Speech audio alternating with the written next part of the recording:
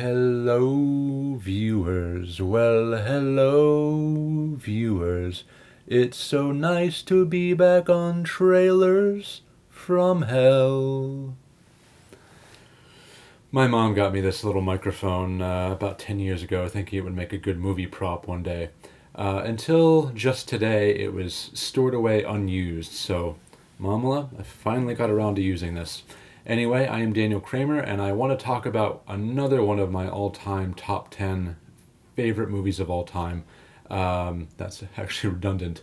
All time, I said twice. But it is undoubtedly the oddest and most inquired about entry on that admittedly unusual list. It's Dear Mr. Wonderful, starring Joe Pesci, Frank Vincent, Karen Ludwig, Evan Handler of Sex and the City fame, Paul Herman, and the lovely, alluring, dulcet-voiced Ivy Ray Browning, who I just had the pleasure of contacting recently. This was her one and only film role. It's a German film, and Joe Pesci plays Jewish and sings in the movie. So a little background: Joe Pesci actually does have a background as a vocalist. He actually has a couple albums to his name, believe it or not. And from childhood onward, he had a bit of a career as a crooner. This is Pesci's first role after his Oscar-nominated performance in Raging Bull, and when this film, Dear Mr. Wonderful, arrived in the U.S., it didn't really get any distribution, and it quickly fell between the cracks, and it cropped up on a lot of crappy bargain bin video labels. And I'm going to be getting into that and which versions you should see. And between us, if you contact me after you watch this video and you want to see a good version, I got an HD copy. So if you find a way to contact me, I will find a way to give it to you, link. Anyway, so get out your pens and come up with something worthwhile to write Dear Mr. Wonderful, or you can just watch the trailer and, skip all the formalities. You cannot trust most of what you read online about this film, and there's a big reason why.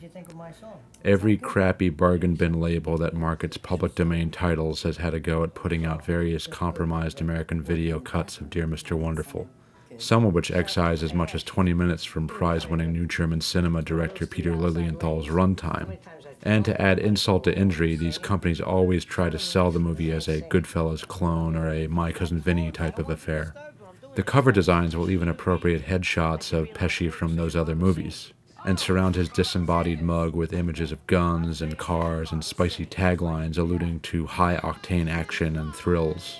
Special warning, the visually muddy ones circulated under the title Ruby's Dream are the most mutilated versions, so beware. Yeah, we know all this is common practice with rinky-dink video companies, but it doesn't make it any less annoying.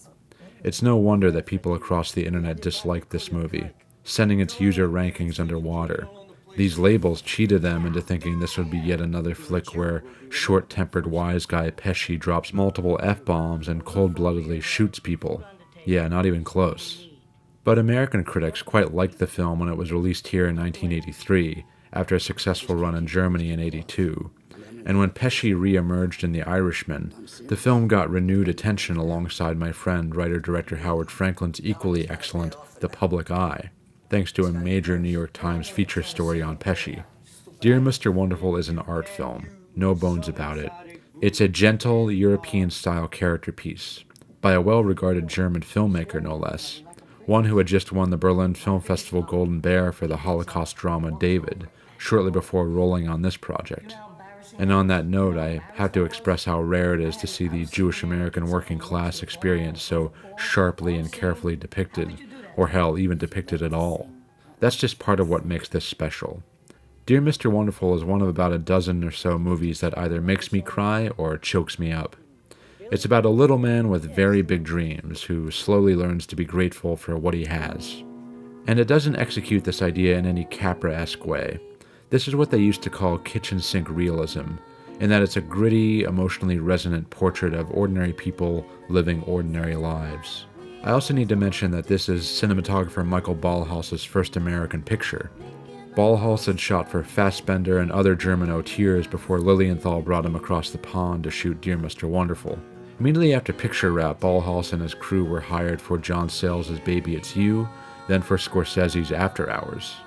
He would collaborate with Scorsese 4 additional times, as Ballhaus promptly set himself up as an A-list cinematographer, eventually earning 3 Oscar nominations. It all started here on Dear Mr. Wonderful.